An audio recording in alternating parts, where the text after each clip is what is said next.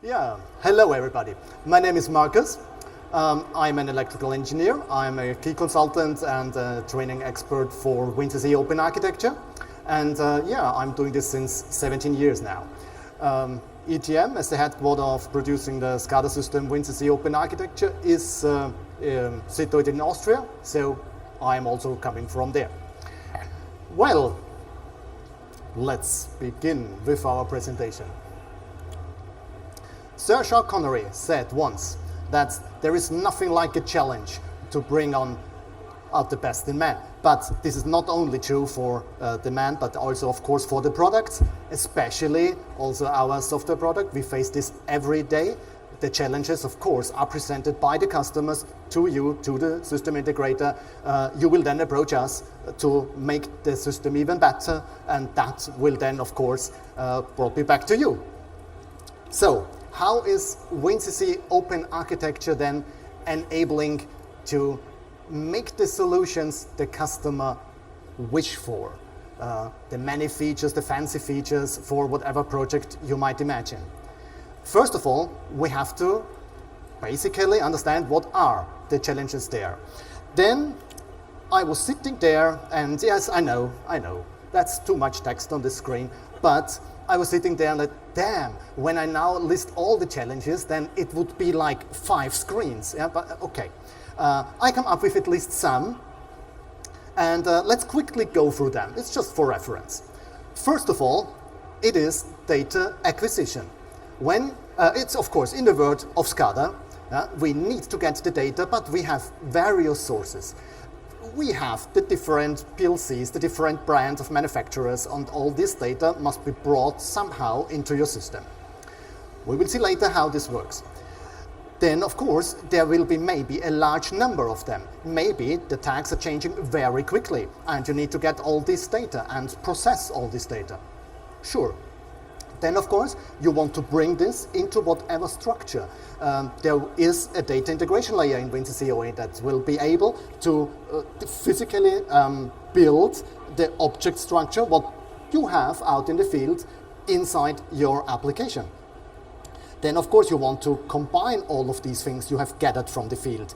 You want to do calculations, business logic, maybe KPIs or other things, and that also are parts then of your internal data model. Then, when that is all happened, of course, there will be alerts. That is also one of the main things a SCADA system should do. It shall alarm the operator when something bad happens, naturally. Okay, and all of that needs to be kept for maybe 10 years, 20 years. The customer wants to have all the alarms at any time for the reporting and whatsoever. So long-term storage is, of course, also a necessity.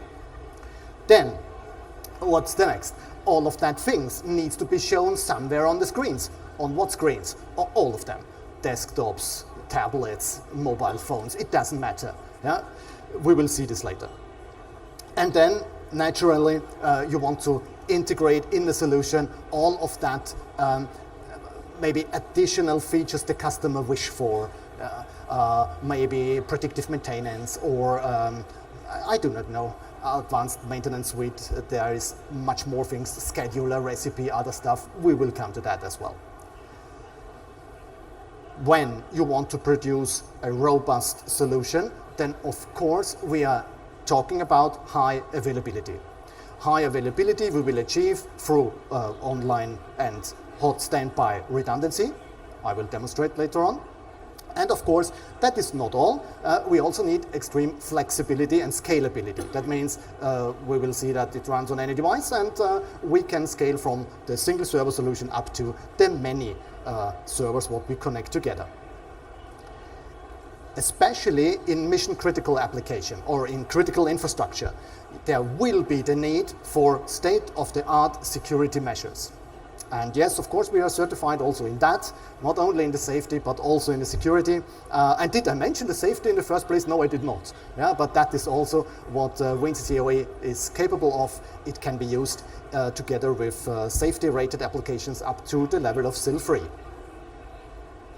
And there is many, many more. That was just the technical perspectives of the requirements and the challenges. And yeah, hell. So first, why is now WinCC OA the perfect solution to get all the data from the field?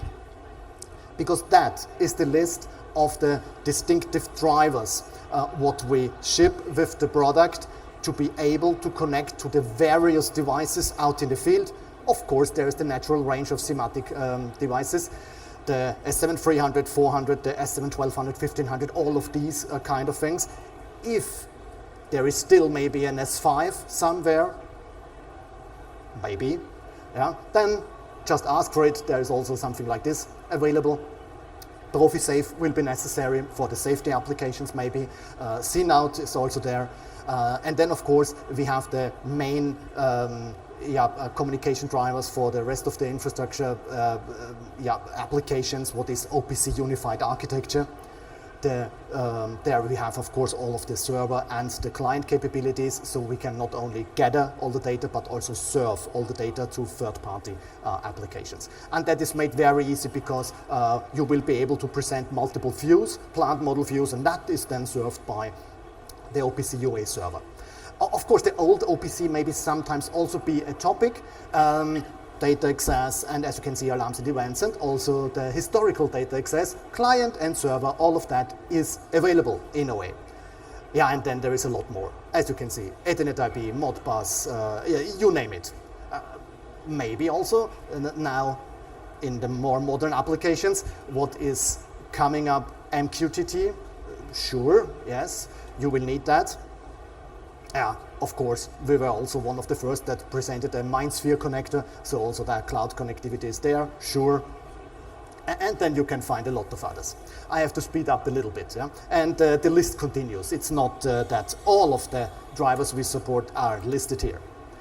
Now, I talked about this data integration layer, and before we come to that, I need to tell you a little bit about WinCC OA, that system architecture of it, and how we can have this tremendous scalability. So that's what you see here is the manager concept. All the functionalities are basically broken down to micro modules, which are then running on whatever core of your machine, of your server. And of course, the modern servers have many cores. So the operating system is capable of distributing that nicely. And for each type, like the drivers will collect it from the field. Those things, you can have 256, but please keep in mind that one driver will connect to many hundred PLCs. Yeah? So it is a far lot of things what you can connect to one server. Where does the data go? As you can see, there is a central entity, the event manager, and you might ask, why is it called event manager? This is also a very cool event, by the way, but that's not where the name comes from.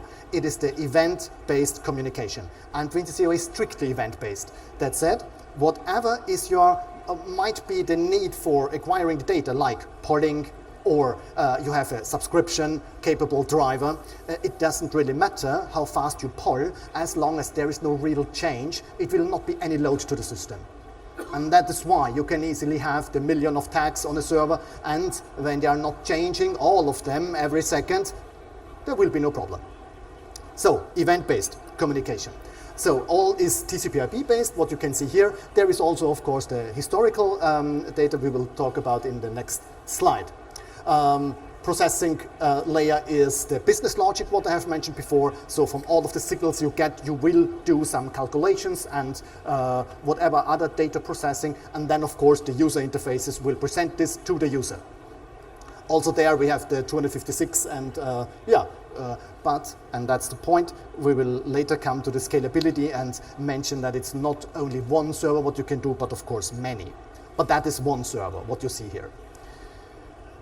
Okay, the data integration layer, that is what happens basically inside the system, inside the event manager. You are structuring the data in a way that you want to use, and you want to visualize, most probably, the real device as an object-oriented thing inside your software. So others may call it the digital twin or something like this, a real device in the outside world. You will, of course, exactly model that in this way you want inside the software. And this object-oriented model here means that you have a type and then you have many instances. And of course, the maintainability is here the nice thing, because when you do a change, this will of course propagate to all the instances. Yeah, just like that. Okay, so the data is structured in WinCC OA. Now, let's talk about long-term archiving.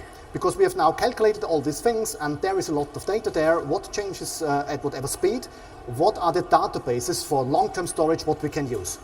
We introduced the next generation archiver, what actually features a front-end, back-end architecture. So the front-end combines all the features which are there, like querying, buffer-to-disk capability and all of that things, what is common to every database. And then you have the choice which database solution you want to use. InfluxDB is very suitable for the time series data, what we acquire from the field. All data in SCADA is time series. Yeah? And that will be very well compressed with the Influx database and so on. Of course, when you need, or you have the requirement from the customer for SQL database of some sort, then of course you can use PostgreSQL or Microsoft SQL. Yeah? You also see that there is the Oracle database. The Oracle database at the moment still have a separate driver that provides the data going to the database, a separate manager, but that will also then come to the next generation archiver next year. And custom database means there is an API where you could, if you need, write your own connections to databases of your choice. But I think this is not the first thing what you want to do. But you can, and that's the point. Maybe we didn't see on the other slide, but the API exists for all managers. So you can extend the capabilities of WinCC very easily. When there's not enough drivers, like on the first slide, the 25, just write your own. Our API, what you get is exactly the same thing with what we do, the drivers and the managers. So you can extend the system to a large extent. For OEM customers, this is what they naturally do. When they have very specific devices, then they would maybe write their own API. Managers. Scalability. When we now mention that you design the application, you gather the lot of data whatsoever, then of course, depending on the amount of data and the amount of value changes per second, what you expect, you will need to choose a hardware. But that's the point, it runs on any hardware. Okay, that is now the Siemens range of IPCs, what you see here. It starts with the IoT 2050, and yes, you install this thing on the IoT 2050. You can also install it, by the way, on a Raspberry Pi, but industrial-wise, you use the IoT 2050. The IPC 127, very cool thing, rack mount, 12-volt voltage supply. And then the NanoBox, the Microbox, and then, of course, the rack PCs. The bigger it gets, of course. You know what they say the best to last. If you are interested in breaking the limits to the minimum requirements net zero industry, please make your way to the challenge zone. Challenge zone number 1. To join the session, cost versus carbon, starting in just 5 minutes time. That's cost versus carbon, breaking the limits to the minimum requirements net zero industry, starting in 5 minutes time in challenge zone 1. You can find challenge zone 1 at the back left of the hall. Thank you. Yeah. About the challenges. Yeah? In this case, it was servers. From the smallest up to the biggest, it doesn't matter. You decide later. If you need another one, go for it. It doesn't really matter. But sometimes, of course, one server is not enough, and the scalability does not end there, because a machine can only do so much. And if you have the need for more than 100,000 value changes per second, maybe you would not use just one server, but multiple. And that is then what is mentioned here, the 2048 geographically distributed systems. What is that? That means you can connect, and it doesn't matter where they are, with TCP/IP 2048 systems together. Okay, I admit this is not what the customer have done so far. 500 is the biggest out there, it's the subway of New York, but well, yeah, there are others at CERN which go into this direction. Then, platform neutrality. It's also important sometimes to use Linux, to use Windows, to have the Siemens Industrial OS, what also is Linux. It's the Debian-based but hardened Linux installation. And of course, virtualization. VMware, ESXi, that is the usual thing what we use, but nowadays Docker is getting more and more popular. So we also have a system test done for Docker environment, so also allowed. Okay, that's this one. A distributed system typically is a hierarchical system where you would have one main server application in your operating theater, and then you have a lot of outstations around the world, or when you have a pipeline along the pipeline, or when this is a railway, maybe at the stations or tunnel shafts or whatever. Yeah? And the point is, it doesn't matter. It doesn't matter where they are, what they are, and we can have, when the systems are connected and they do a TCP connection, that's it, we can use all the data on the fly. And that is how we scale horizontally. So every system takes care about its own data, like here 1 million data points, there 1 million, there 20,000, it's a small system maybe, just a small, then another one with 100,000, doesn't matter. And you gather the data always on the fly, on demand. Point is, one system can be very old version, like 3.1. Now we have the actual version 3.18. They still talk to each other. So when you upgrade, you can do it one by one without interruption of the daily process. One can be Windows, one can be Linux, it doesn't matter. One can be a redundant system, the other not, because all of that things what we now discussed are transparent to each other. So from the outside, that's a system. And what is inside doesn't matter. I just query data points, and I get it. So that's the distributed systems. Now, redundancy. I did mention this before, but in hot standby redundancy, it is important that both of the servers have the same state at any time. So this is why normally we would acquire the data from the PLCs, from the process, from the shop floor, in parallel.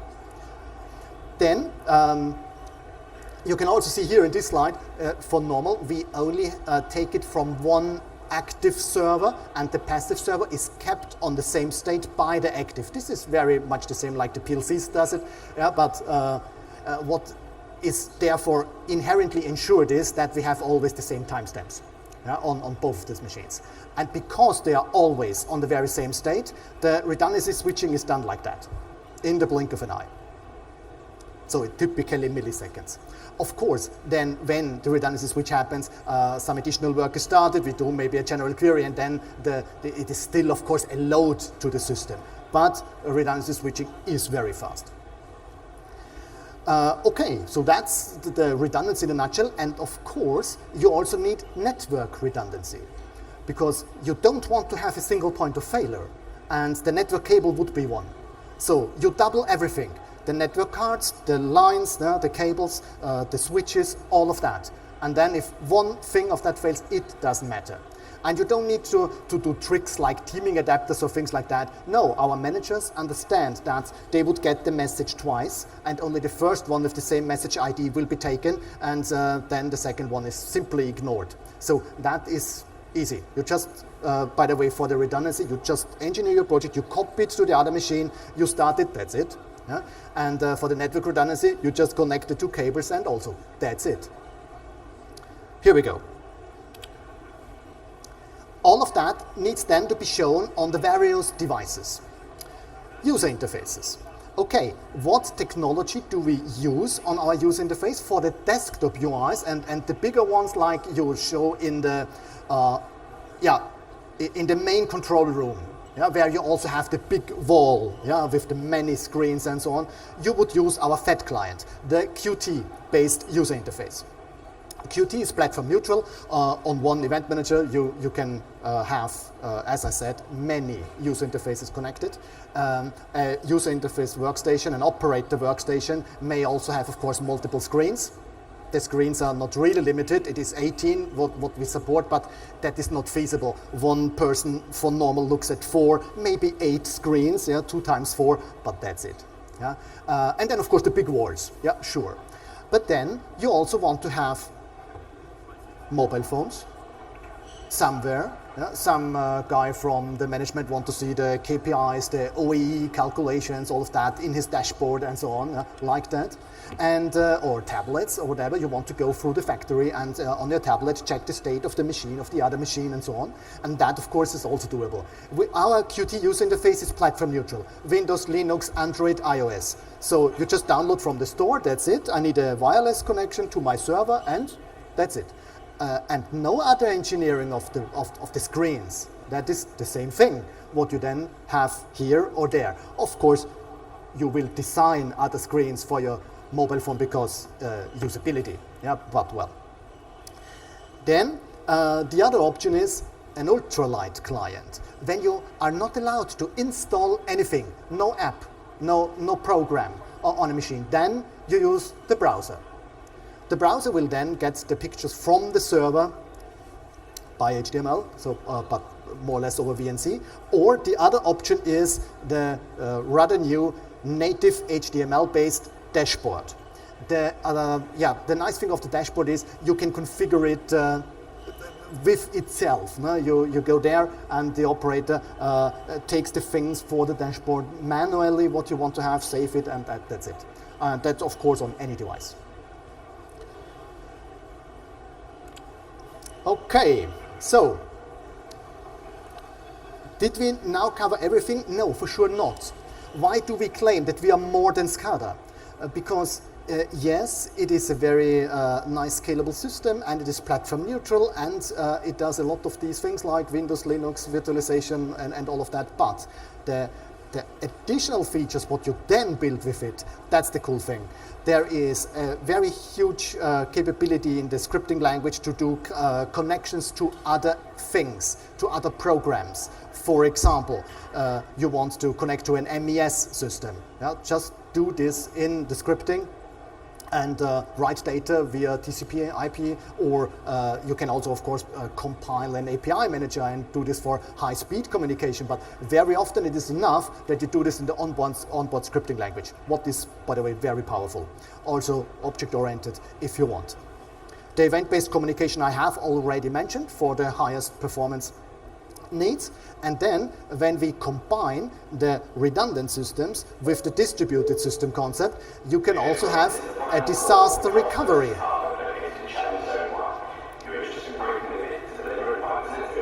Short break.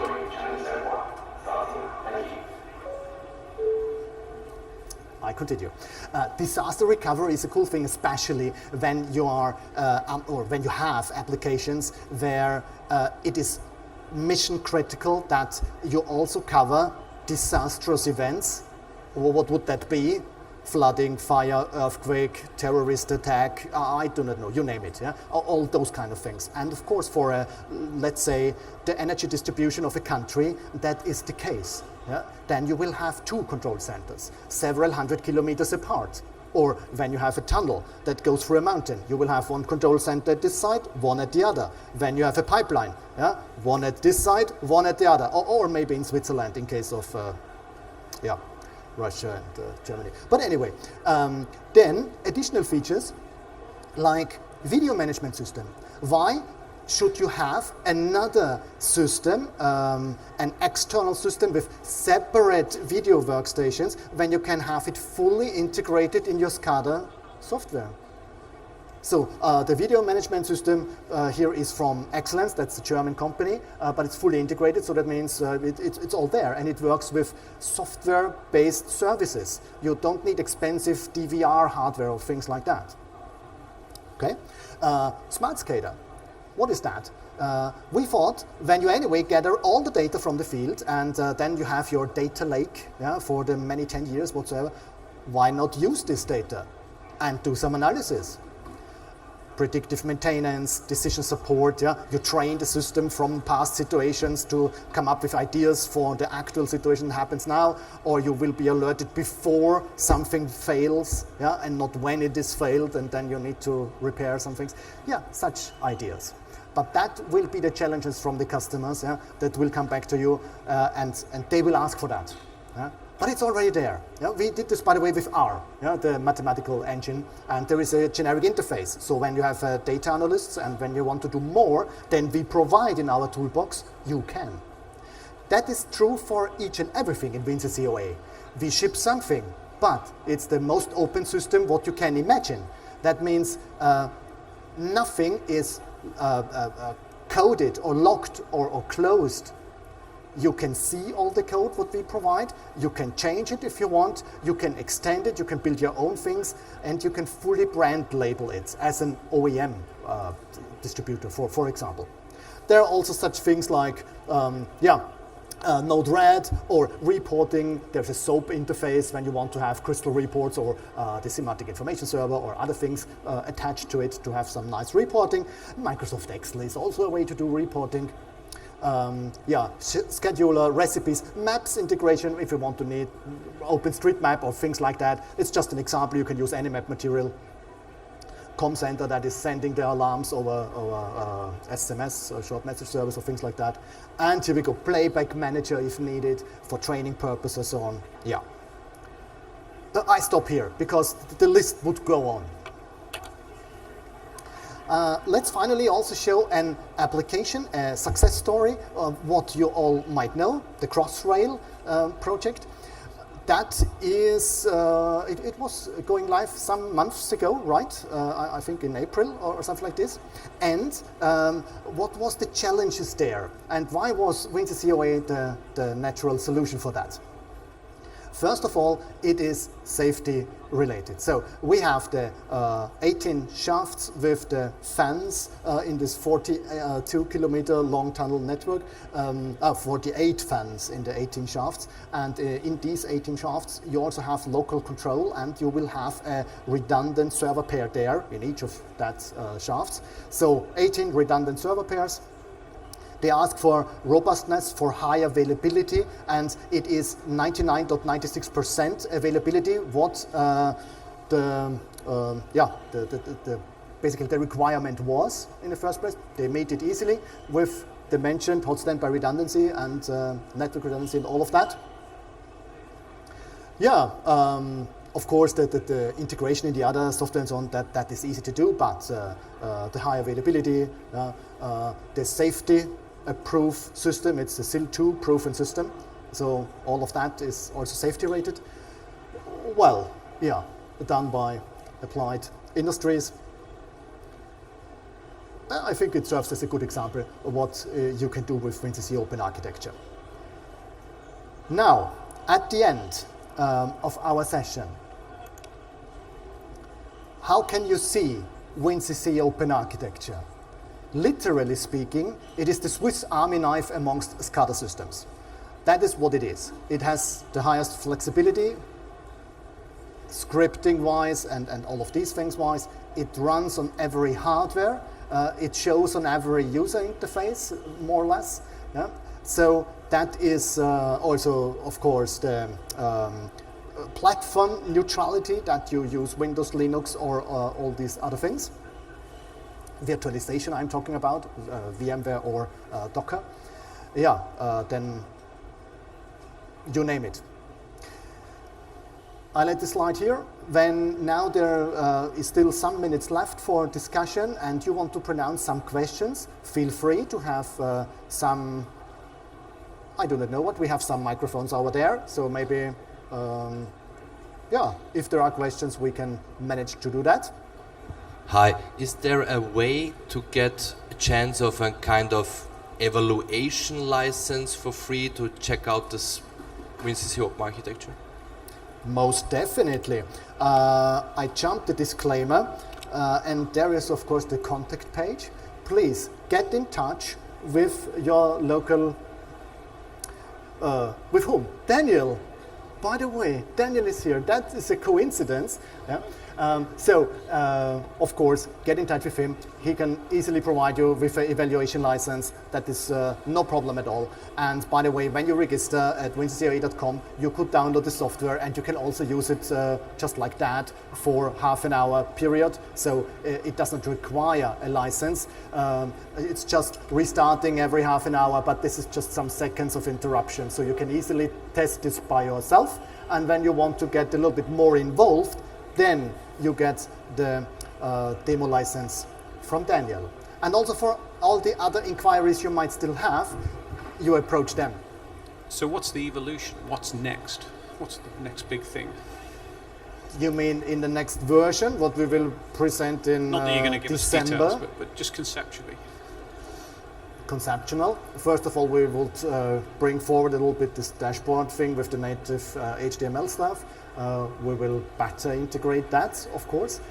There will be the improvement in the speed, in the performance. We excel already in that, but we will keep doing that. So we make it faster, better, that you can even have the bigger applications or run it on the even smaller devices. That is, of course, our goal. And also bring the virtualization to the safety world. That is also one of our next steps. Zero voltage capabilities will be one of our next ideas. Because yes, when you kill a server and there's a database, it can always happen that things happen. Okay, that's why you have a redundant server. But in the 319, you will have another configuration database that is zero voltage safe, SQLite. And many more features coming in this direction. So, yeah. Hi, I just wanted to ask, how do you see the parallel lines between WinCC OA and the actual WinCC itself? Because they're doing things in a pretty similar way, but we know they're developed by two separate teams. And we know the WinCC itself is a bit more strong on the energy automation side of things, maybe high voltage and mid voltage. This is more of a concentrated on the industry customer and maybe a bit more a process automation thing. So they have pretty much 90% the same functionality. So do you feel like they're gonna get merged in one point, or are they gonna run their own paths going forward? When you say WinCC, it is the WinCC V7? That's right. Or the WinCC Unified? No, V7 I'm talking about. V7, has certain functionality, but I think there is there a roadmap for V7? Yes, there is a V8 coming, as I'm aware of, but then I am not sure how long. But anyway, it's a different thing. It's a totally different thing. It's based on a different core than this one. WinCC Unified has more similarities to WinCC OA. But still, there is a positioning within Siemens. It's now, I think, a little bit too much to bring up all of that. But true, we are more in the infrastructure and more in this market, but that doesn't mean that you can't do other cool solutions on the OEM side, also for the small things and all of that. But it's a separate roadmap, separate development branch, all of that, yes. So maybe if the PLM is here, maybe a question to him will be, is there any plan on moving the SCC from V7 to the OA at any point, or are they going to stay where they are? Dan, it was a pleasure talking to real people. That was really great, because I'm getting sick of this small Teams windows since the last 2 years, but I think it's the same to you. So, have a nice evening. And it was a pleasure. See you.